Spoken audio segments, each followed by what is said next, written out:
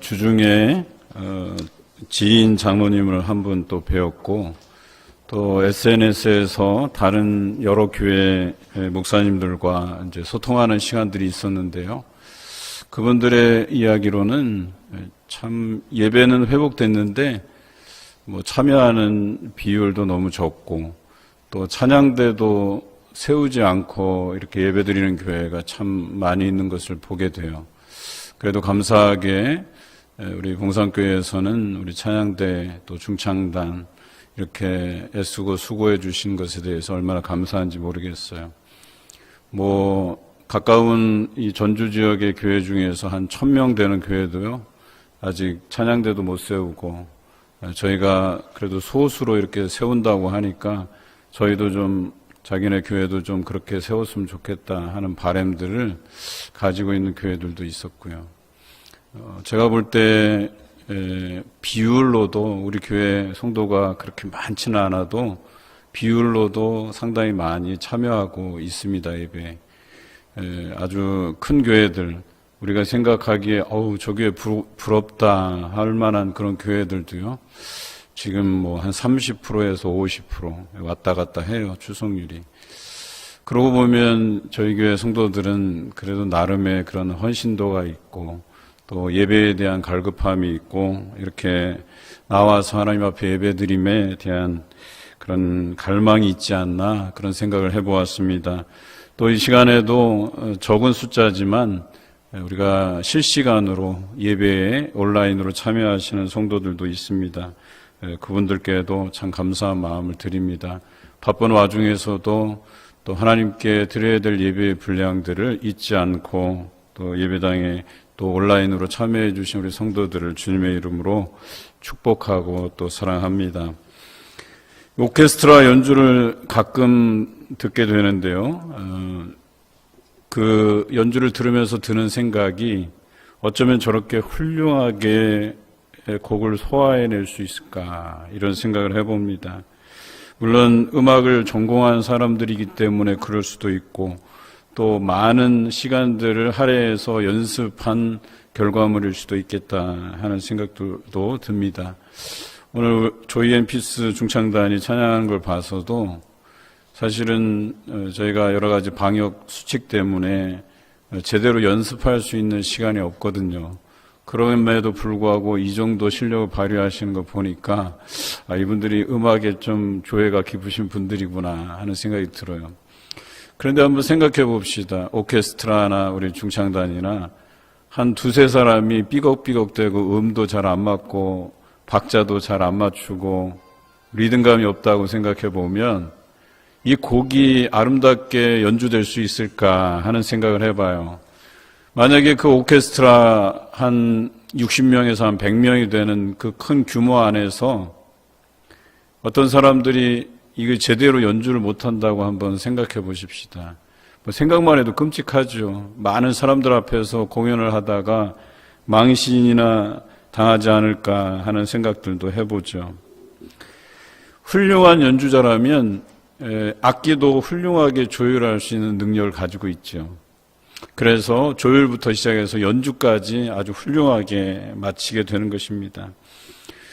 그런데 신앙을 한번 생각해 보니까 우리 많은 사람들이 하나님 앞에 예배드리면서 그 믿음의 표현들, 믿음의 고백들을 해나가시는데, 정말 여러분들이 그 악기를 조율하고 연주하는 연주자처럼 이곳에 예배자로 모여서 내 자신들을 조율하고 내 자신이 하나님께 드릴 만한 모습인지를 들여다보고 또 같은 마음을 품고 또 그 한 뜻으로 우리가 마음을 모아서 하나님께 예배드린다고 생각하면 그 예배가 얼마나 받으시기에 합당할 만한 예배이며 아름다운 예배가 되겠느냐라고 하는 거예요. 그런데 한번 반대로 생각해 보십시다. 순종하지 않는 모습, 불평하는 모습, 한 주간 그렇게 살아오다가 주일 이걸 어기기는 좀 그러니까 그 순종하지 않은 마음, 불평한 마음 가지고 와서 하나님 앞에 예배드린다고 하십시다.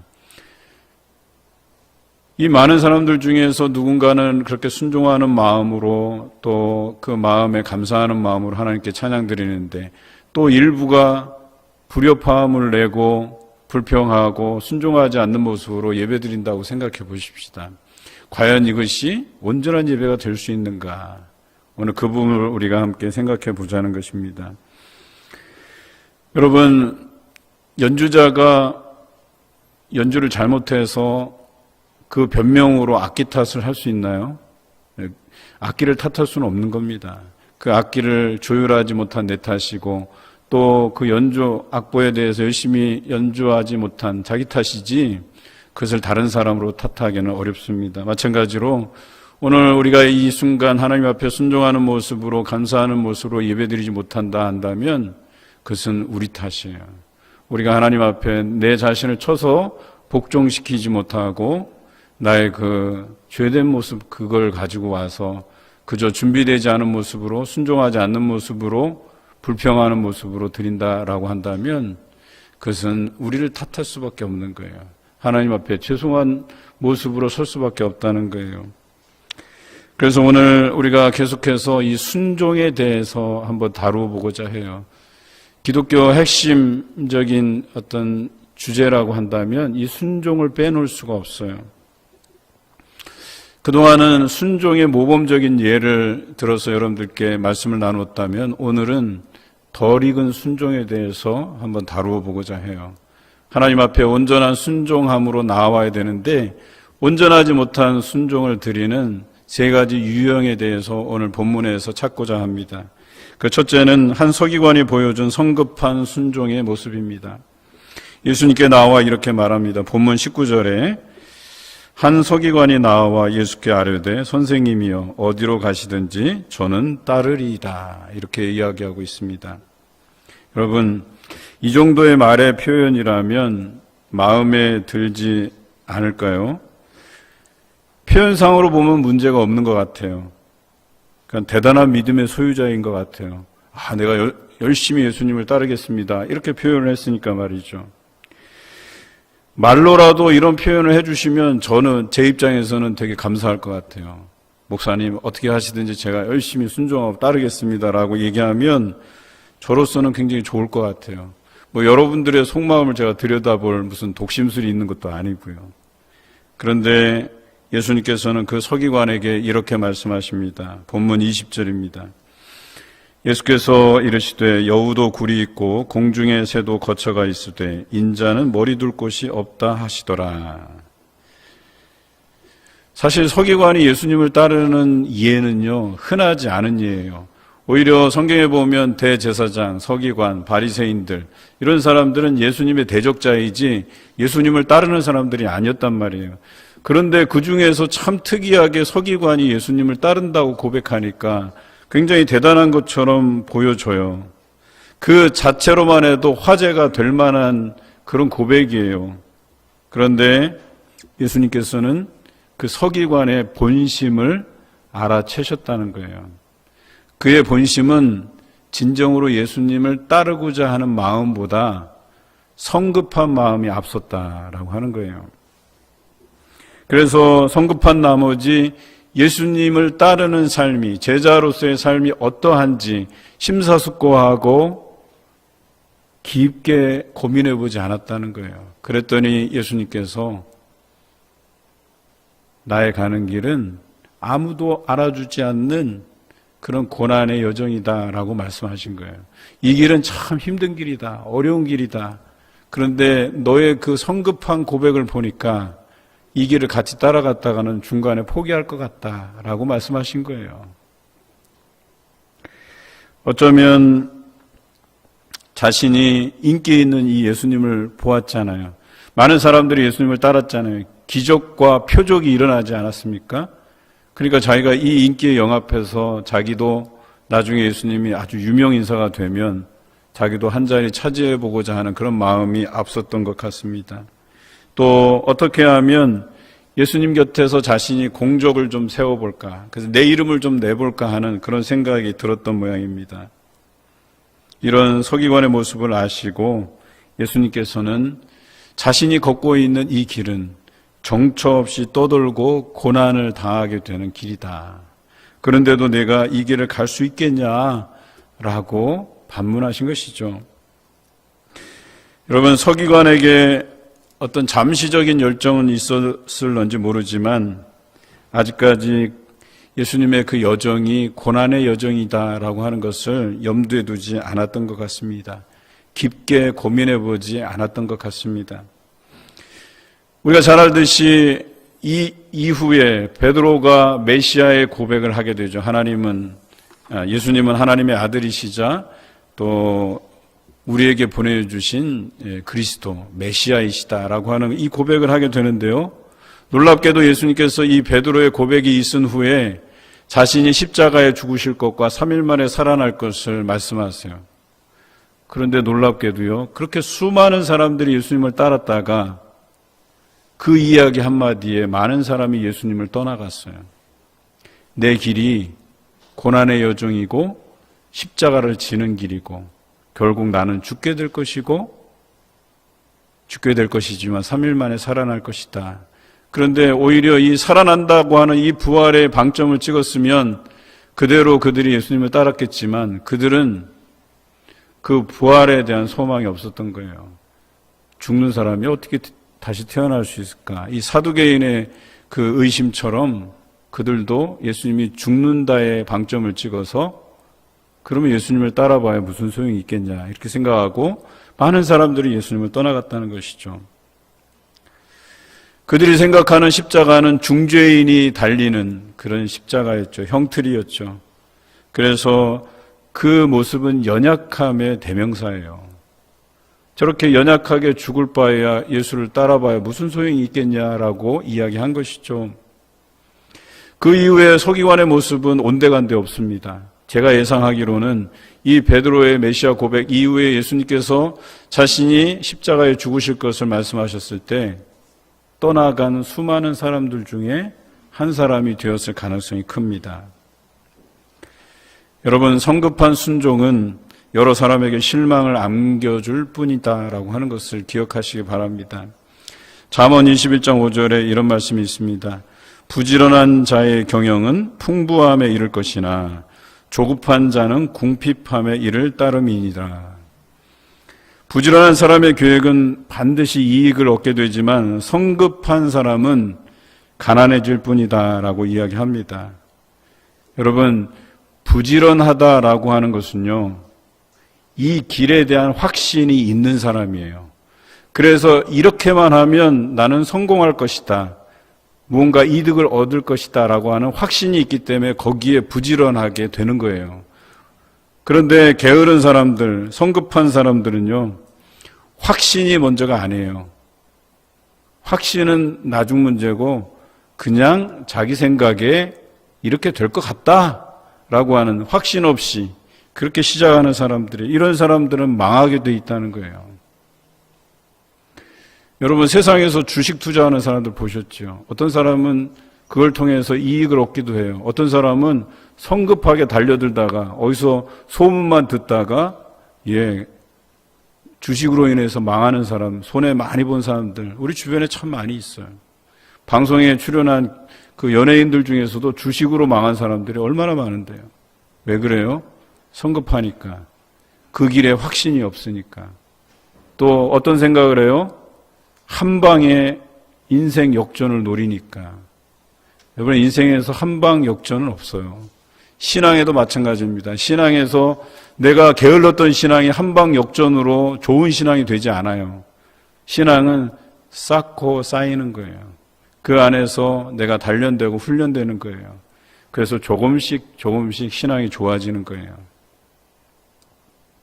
그런데 이 성숙한 믿음의 사람은 이 길이 확실하게 하나님께서 우리에게 제시해 주신 길임을 알고 순종하며 나아가지만 성급한 사람은 그렇지 않아요.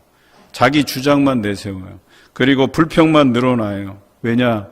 그 길에 확신이 없기 때문에 그래요. 우리가 사순절 말씀 묵상을 하잖아요. 그리고 매일 묵상한 말씀을 영성일기로 써내고 있어요. 그런데 많은 사람이 참여하지 않아요. 왜 그런 줄 아세요?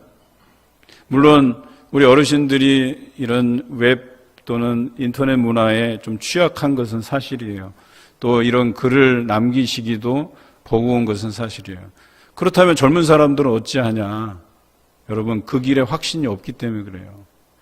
그 말씀을 묵상하고 그 말씀을 써나가는 데 있어서 내게 주실 그 하나님의 은혜, 우리는 그것에 대한 확신이 없기 때문에 이걸 묵상하지도 않고 글을 남기지도 않게 돼요. 심지어 그거를 보고 도전받지도 않아요. 뭐 이 사소한 걸 가지고 이렇게 해서 무슨 은혜가 되겠고 이렇게 해서 무슨 신앙이 성장한다고 하는 순간부터 그 사람은 그냥 퇴보하는 거예요. 이것이 덜 익은 성급한 사람의 판단이다라고 하는 거예요. 성경에는 내가 작은 일에 충성하였으니 너는 착하고 충성된 종이라 칭하겠다고 말씀하세요. 작은 것에 충성한 사람이 큰 것에도 충성할 수 있는 거거든요. 매일 말씀 읽고 묵상하는 거 별거 아니라고 생각하면 별거 아닌 신앙이 되는 거예요. 그런데 그것이 큰 일이다 생각하고 내게 주실 은혜들을 사모하고 읽고 묵상하고 써나가면 그 안에 주시는 하나님의 은혜가 있는 거예요. 큰 일에도 복종하고 순종할 수 있는 사람이 되는 거예요. 여러분, 마태복음 필사요 100권을 우리가 제작을 했는데 이제 뭐 거의 다 나가긴 했는데 그래봐야 마태복음 필사 겨우겨우 하시는 분이 한 100분 정도 되는 거예요. 많아야. 그런데 우리가 말씀을 매일 묵상하고 영성일기를 쓰는 사람은 15명을 넘지 않아요, 아직. 이제 겨우 15명 이제 달성이 됐거든요. 저는 30명을 놓고 기도했어요. 왜? 30명도 어렵기 때문에. 그 말씀을 사모하고 묵상하고 써나가는 게 얼마나 어려운데요.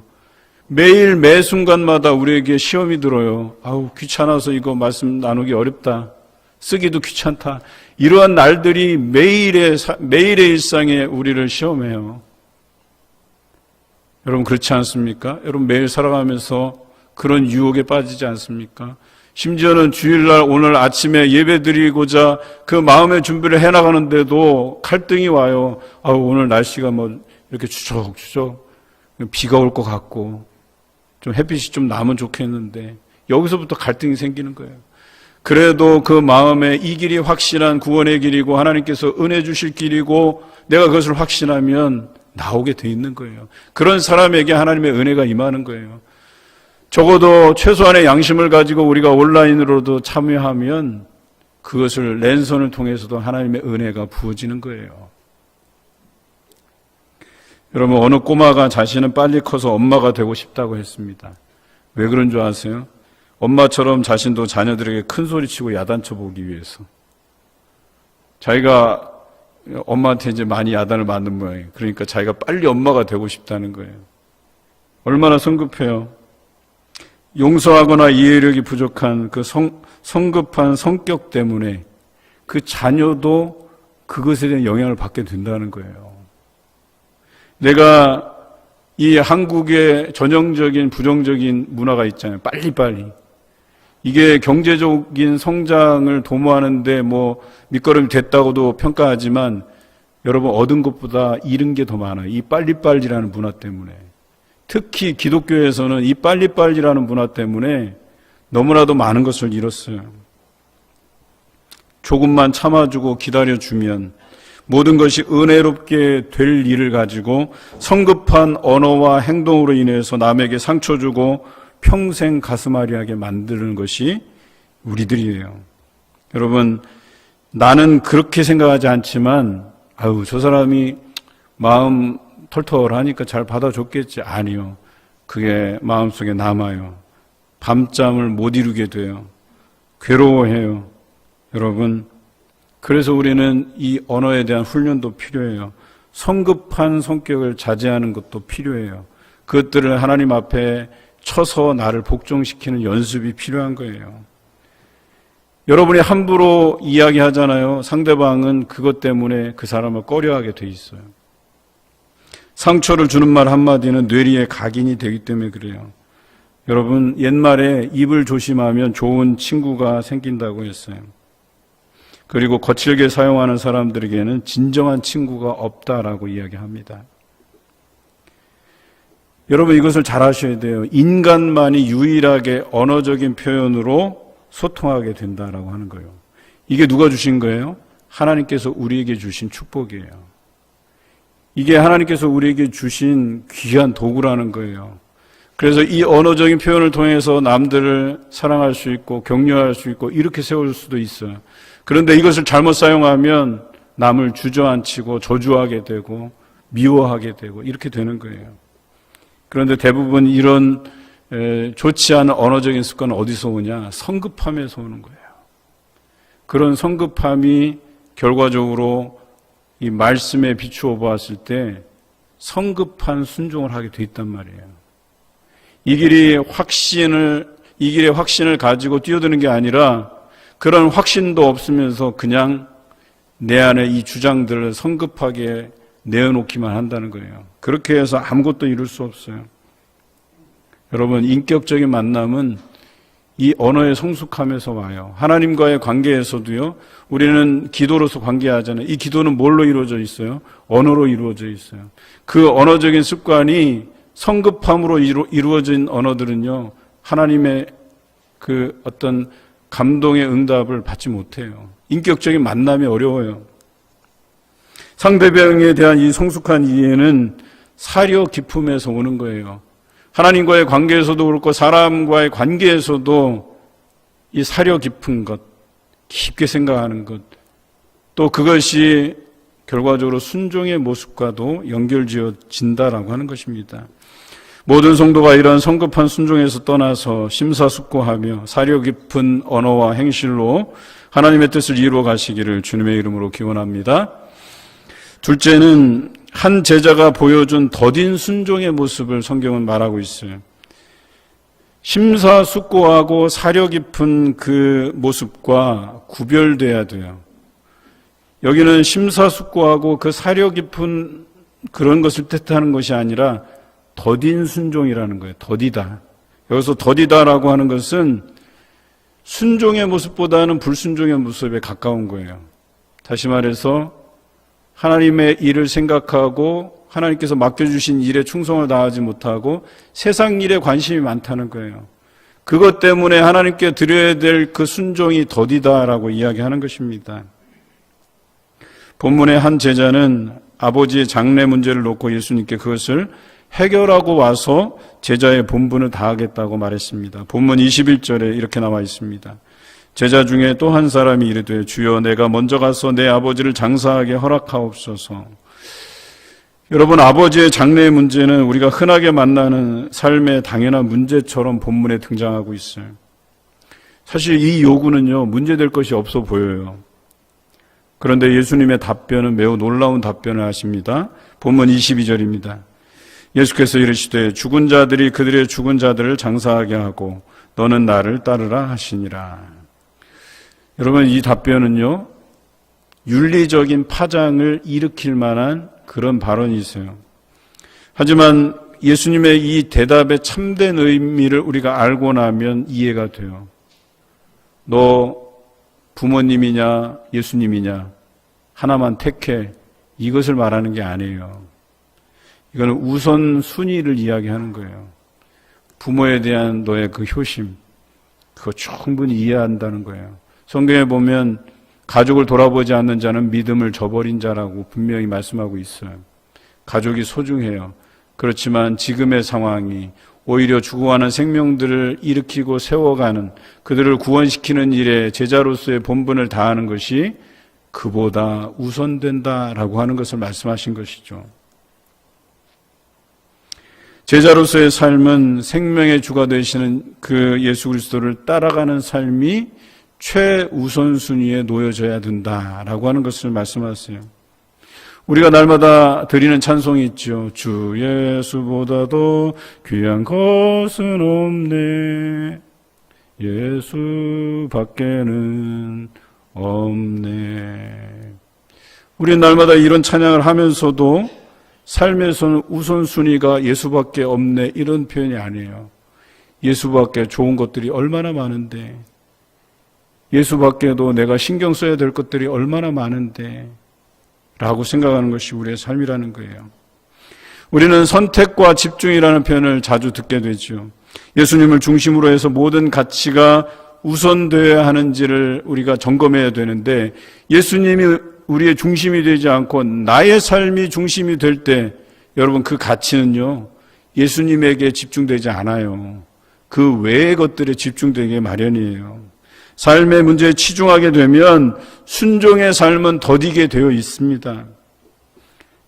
모든 것을 나중에 미루게 돼요. 그래서 나의 일상이라고 하는 것이 핑계로 삼을 만한 것들이 너무나도 많게 돼요. 이것도 핑계되고 저것도 핑계되고 모든 게 핑계거리예요. 이런 사람은 하나님 앞에 순종하기 어렵습니다. 하나님의 일을 생각하고 실행하는 데 있어서 머뭇거리게 만듭니다. 여러분, 특히 코로나가 우리 일상을 파고들면서 우리를 얼마나 병들게 하고 고치기 힘든 고질적인 습관에 빠지게 하는지 모르겠습니다. 제가 어떤 분의 글을 한번 읽어보았어요. 자기 반성문 같은 건데요. 제가 한번 소개해 드릴게요. 요즘 습관이라는 것이 정말 중요하다는 것을 다시 한번 느끼고 있는 일상입니다. 본격적인 일이 시작되기 전에 잠시 쉬고 있는 기간인데요. 첫 달에는 알차게 보내야지라는 마음으로 꽉 차 있었던 제가 두 번째 달부터 점점 게으름이 지배하더니 세 번째 달이 되니 기상 시간마저 조절이 안 되고 있습니다. 중간 생략하고요. 늘 부지런하고 많은 것을 하고 싶다는 이 욕망을 채우기 위해 좋은 습관을 갖고 싶다는 것이 이 갈구는 생각만으로 멈추게 되었습니다. 저만 그런 것은 아니겠지요. 누구나 의욕이 넘치지만 점점 나태해지고 게을러지면서 본연의 모습으로 돌아오기 마련이잖아요.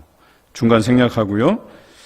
그래서 이러한 나쁜 습관을 없애기 위한 방법으로 맨날 머릿속 마음가짐만으로 생각하고 끝내버렸던 1일 한 번 글쓰기를 시행 중입니다. 그러니까 이분이 어디 책에서 보았을 거예요. 좋은 습관 중 하나가 1일 한 번 글쓰기. 그래서 게을러진 자신의 삶을 돌아보면서 그거라도 좀 해보려고 하는 거예요. 처음에는 많은 생각들을 가지고 있었어요. 올해가 아니죠. 작년부터죠. 작년 초부터 여러분들이 올해는 뭘 해야 될 것이다 작정하고 힘차게 시작하다가 코로나가 팍 터졌어요. 그래도 하나님께서 주시는 삶의 여유구나 생각하고 뭘 하겠다고 열심히 막 계획하고 다 해요. 그런데 점점 게을러 터져요. 죄송한 표현이지만 우리들 흔히 하는 얘기들 확진자라고 얘기하잖아요. 그냥 몸만 잔뜩 불어갖고 그냥 게을러지는 삶의 연속이 돼버려요. 그냥. 그리고 이 사람이 겨우 좋은 습관 하나를 작정한 게 1일 1회 글쓰기 딱 요거 하나예요. 그것만이라도 자기 삶을 바꿀 수 있을 것 같다라고 하는 희망을 가지고 쓴 글이에요. 글을 쓴 거예요. 글을. 이해하십니까? 그런데 우리가 일상생활에서 말씀을 묵상하고 그 말씀을 써가는 게 얼마나 소중하겠냐 말이에요. 좋은 습관을 들이기에도 1일 1회 글쓰기도 좋은 습관을 들이기에도 좋은 건데 거기에 말씀을 쓴다고 한번 생각해 보세요. 그리고 그 말씀을 깨닫고 느낀 점들을 영성일기로 써간다고 생각해 보세요. 그보다 유익한 것이 더 어디 있겠어요. 얼마나 감사한 일이에요. 여러분, 이건 사소한 게 아니에요. 작은 일에 충성된 자가 하나님께 착하고 충성된 종이라 칭찬을 받게 돼 있는 거예요. 이건 당연한 것입니다. 제가 30년 목회를 해오고 30년 가까이 목회를 해오고 있는데요. 제가 단순한 원리와 답을 얻은 것이 있어요. 열심히 참여하는 사람이 귀하게 쓰임 받을 뿐만 아니라 귀한 헌신을 이루어낸다는 사실이에요. 30년 가까이 목회를 해오면서 제가 만난 성도가 5천 명이 넘어요. 그런데 그 수많은 성도들을 대하면서 거기에서 통계적인 수치뿐만 아니라 이 거짓말하지 않는 아주 진리인 통계가 뭐냐면 열심히 말씀 묵상하고 열심히 참여하고 하는 사람이 귀한 열매가 되고 귀한 헌신을 한다는 사실. 이건 변함없는 진리예요. 그런데 이런 작은 일에도 충성하지 못하는 사람은요, 결과적으로 입만 앞세우는 사람이에요. 또 자기 일에만 바쁜 사람이에요. 그래서 순종하기는 더디하는 사람들이에요. 이런 사람이 교회의 보탬이 될 리가 없어요. 하나님의 사역에 충성된 종이라 착한 사람이라고 칭찬받을 리 만무합니다. 열심을 내지 않는 사람은 어떤 사람이냐? 신앙의 합리화만 하는 사람들이에요. 이래서 안 되고 저래서 안 되고, 이래서 싫고 저래서 싫고, 결과적으로 뭐예요? 하기 싫다는 거예요. 그런 사람이 성장하지 않습니다. 불평만 늘어놓습니다. 자기 중심적인 신앙에 불과합니다. 그냥 주변인이 될 뿐이에요. 처음에는 집사로 시작해서 안수 집사도 되고 권사도 되고 장로도 되고 그래요. 그런데 이런 사람이라도요, 이런 습관이 물들어지잖아요. 그러면 나중에 주변인이 되고 말아요. 제가 아는 어떤 교회에서는 열심을 내서 장로님이 되셨어요. 그래서 그 장로님을 칭찬하고 정말 열심히 한다는 그런 소리를 들었던 분이에요. 그런데 교회가 잘 됐죠. 그래서 성장하다 보니까 많은 성도들이 들어왔어요. 그러니까 많은 성도들이 들어오니까 또 그 안에서 새로운 일꾼들이 선출되고 더 많은 좋은 사람들이 나타날 거 아니에요. 그래서 성도들의 관심이 이제 이 장로님에게 없고 이제 새롭게 세워지는 분들, 권사님, 안수집사님, 장로님들에게 관심을 주니까 이 장로님이 상처를 입은 거예요. 그동안은 나한테 그런 이목이 집중되고 나를 잘했다고 칭찬을 그렇게 많이 해주셨는데, 그래서 이제 딴지를 걸기 시작하는 거예요. 아, 이게 어떻고 저게 어떻고 막 딴지를 걸다가 그것도 안 먹히니까 어떻게 됐냐? 다른 교회로 가버렸어요. 이게 바람직한 일인가요? 우리가 뭘 위해 하나님 앞에 순종했는지 그 초심을 잃어버리는 사례가 발생한 거예요. 우리는 그렇지 않길 바라요. 그래서 온전히 성장해 가요. 온전히 순종을 이루어 가야 돼요. 더딘 순종은 결과적으로 낙오되게 돼 있어요. 주변인으로 몰락하게 돼 있어요. 여러분, 날마다 참여하고 날마다 말씀 묵상하라는 이야기는 이런 이야기예요. 신명기에 보면 우리가 그 말씀에 대한 그 깊이를 이해하기 위해서 이 손에 성경책을 묶고 다니라고 했어요. 이마에 말씀을 붙여놓고 날마다 상고하라 그랬어요. 출입문에 안쪽 바깥쪽 다 말씀을 붙여놓고 들어가나 나오나 거기서 다 말씀을 날마다 상고하라 그랬어요. 왜 그렇게 했어요? 그렇게 하지 않으면 우리가 더딘 순종으로 밖에 갈 수가 없어요. 이 말씀에 대한 매일의 묵상이 없이는 하나님 앞에 온전한 순종을 이루어 드리기가 어렵다는 거예요. 생활보다 말씀이 우선입니다. 말씀이 생활화되어야 이후의 삶이 기쁨으로 넘치게 돼 있어요. 삶이 우선되고 하나님 앞에 죄송한 모습으로만 살아간다면 무슨 기쁨이 있겠어요? 늘 미안한 마음이에요. 나도 헌신하고 싶은데. 헌신하세요. 그런데 헌신하기가 어려워요. 왜? 삶에 집중하기 때문에. 그것이 우선 가치가 있기 때문에 말씀이 우선돼야 돼요. 오늘 이 더딘 순종에서 벗어나기 위해선 여러분 삶에서 말씀이 우선돼요. 매일 말씀을 묵상해야 돼요. 써가야 돼요. 그리고 그 말씀에 우리에게 주신 것처럼 땅끝까지 이르러 예수님의 증인될 삶을 살아가야 돼요. 여러분 삶에서 말씀이 우선되기를 주님의 이름으로 기원합니다. 세 번째는 풍랑의 믿음이 실종된 제자들의 위험을 예상하지 않는 그 순종의 모습이에요. 우리가 순종하면서 나아갈 때는요, 예상하는 게 있어야 돼요. 예수님의 제자로서의 살아가는 삶이 어렵겠구나, 힘들겠구나, 위험이 찾아오겠구나, 위기가 찾아오겠구나, 시험이 들겠구나 라고 하는 이 사전의 예상이 있어야 된다는 거예요. 그래서 그것들이 내게 다가올지라도 내가 믿음으로 이걸 잘 이겨나가야 되겠다라고 하는 그런 확실함이 있어야 된다는 거예요. 오늘 본문 24절과 25절입니다. 바다에 큰 놀이 일어나 배가 물결에 덮이게 되었으며 예수께서는 주무시는지라 그 제자들이 나와 깨우며 이르되 주여 구원하소서 우리가 죽겠나이다. 이스라엘이 출애굽하여 약속의 땅을 향해 갈 때 물이 없어 불평하고 먹을 거리가 없어 불평하고 또 약속의 땅에 거하는 주민을 보고 불평했던 모습이 연상되는 장면이에요. 여러분, 주님을 따른다라고 하는 것은 늘 위기가 있고 위험이 있고 고난이 있고 그런 길이에요.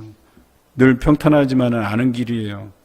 그런데 삶의 습관이 평탄하기를 바라는 그 삶의 습관을 가지고 있잖아요. 또 마찬가지로 신앙에도 영향을 준다니까요. 신앙도 평탄하기만을 바라는 거예요. 그죠? 왜 그렇겠어요?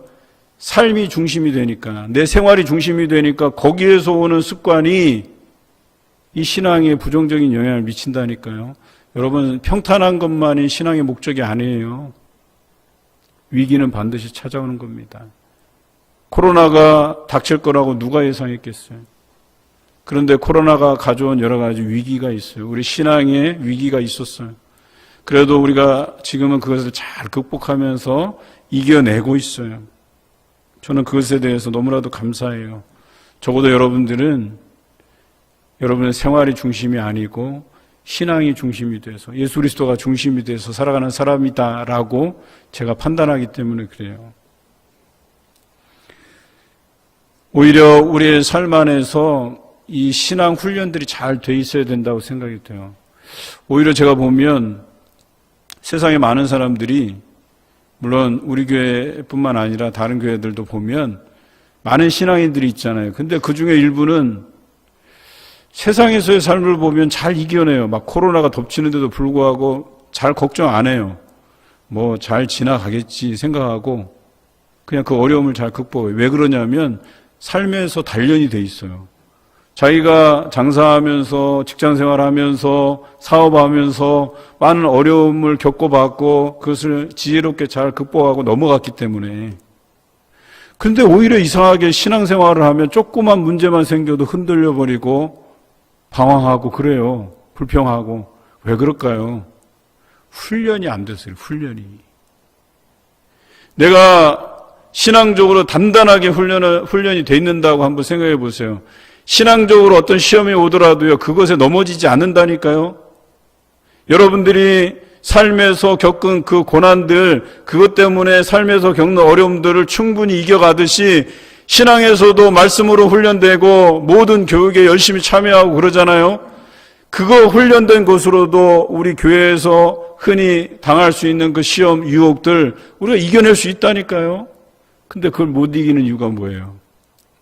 훈련이 안 되기 때문에, 참여하지 않기 때문에, 말씀을 묵상하지 않기 때문에 흔들릴 수밖에 없다는 거예요. 여러분, 이제는 한 단계 더 나아가야 돼요. 이런 근심으로 인해서 오는 문제에 대해서 예수님께서 이같이 말씀하십니다. 본문 26절입니다. 예수님께서 이르시되 어찌하여 무서워하느냐 믿음이 작은 자들아 하시고 곧 일어나사 바람과 바다를 꾸짖으시니 아주 잔잔하게 되거늘. 여러분, 말씀을 부여잡고 가는 길에 확신이 없기 때문에 믿음이 없는 거거든요. 예수님과 동행하는데 여러분 두려울 것이 뭐가 있어요? 예수님이 배에 타고 계시는데 뭐가 두려울 게 있어요? 풍랑이 치든 말든 바람이 불든 말든 믿음이 있는 사람들이었다면 예수님이 주무시는데 나도 좀 잠을 청할까 하고 잤을 거예요. 그런데 두려운 거예요. 이전에 예수님께서 일으키셨던 기적과 표적이 다 사라진 거예요. 그 마음속에서. 그래서 뭔가 예수님께서 깨어나셔서 구체적인 행동을 해야만 이 상황이 정리될 거라고 생각을 했던 모양이에요. 그저 예수님이 동행해 주시면 될 것 같은 그 믿음이 없었던 거예요. 여러분, 그분만 옆에 계시면 모든 게 다 해결받고 모든 게 염려가 없어야 되는데 그것만으로 이 사람들한테는 부족했던 거예요. 예수님을 깨워갖고 제발 어떻게 좀 해봐달라고. 예수님께서 바람과 바다를 꾸짖으시니 바람과 바다가 잠잠해졌다 그랬어요. 그런데 한 가지 여운을 남기셨죠. 믿음이 작은 자들아. 이 표현은 뭐예요? 나를 깨우지 않고서도 이것은 충분히 해결된 문제라고 말씀하신 거예요. 그래서 믿음이 작은 자들아 말씀하신 것은 너희가 다시 훈련을 받으라는 거예요. 이 말씀으로 훈련 받으라는 거예요. 도전 받으라는 거예요. 너희는 믿음이 요만큼밖에 안 되기 때문에 믿음의 훈련들을 더 받으라고 이야기하시는 거예요. 스콜라 철학의 개혁자였던 안셀름이 프로슬로기온이라는 책을 지었어요. 이걸 해석하면, 직역하면 신존재 증명이라는 책이에요. 신존재 증명. 이 사람이 하나님을 믿지 않는 사람들에게 어떻게 하면 그 하나님을 설명해낼 수 있을까, 이것을 고민하면서 쓴 거예요. 이 책에 딱 한 가지 명제가 있어요. 그게 뭐냐? 신은 그보다 더 큰 존재가 없는 것이다. 이렇게 표현하고 있어요. 그래요. 예수님보다 더 큰 존재가 없는 거였었어요. 바람과 바다도 예수님에 비하면 큰 문제가 아니었다는 거예요. 그런 믿음이 그에게 없었다는 거예요. 여러분, 예수님과 동행하는 삶이 여러분에게 큰 위로가 되십니까? 큰 힘이 되십니까? 능력이 되십니까? 그렇다면 그거 하나만으로도 만족할 수 있어야 되는 거예요.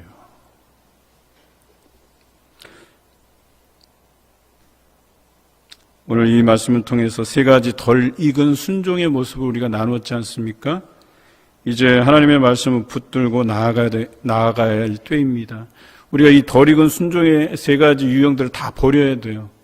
이제는 익숙한 또 우리 안에 익은 그 성도로서의 본질, 그것을 되찾는 여러분 되시기를 주님의 이름으로 기원합니다.